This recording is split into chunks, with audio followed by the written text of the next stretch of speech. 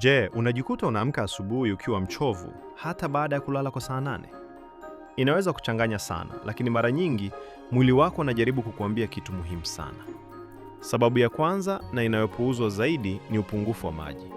Wakati unapolala, mwili unapoteza maji kupitia pumzi na jasho. Ukiamka bila kurudisha maji hayo, damu yako inakuwa nzito na moyo unalazimika kufanya kazi kwa nguvu zaidi kusukuma oksijeni. Hii inakuacha ukiwa mnyonge tangu dakika ya kwanza unayofungua macho. Pili, ni adui aliye mkononi mwako sasa hivi: simu yako. Mwanga wa bluu kutoka kwenye kioo cha simu unadanganya ubongo wako kuwa bado ni mchana.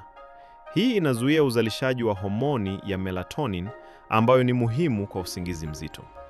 Unaweza kulala masaa mengi, lakini ubongo wako haupati mapumziko unayostahili. Tatu, huenda una upungufu wa madini ya chuma.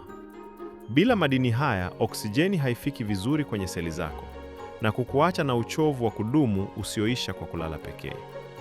Ili kurekebisha hali hii leo, anza kwa kunywa glasi kubwa ya maji mara baada ya kuamka. Na weka simu yako mbali saa 1 kabla ya kulala.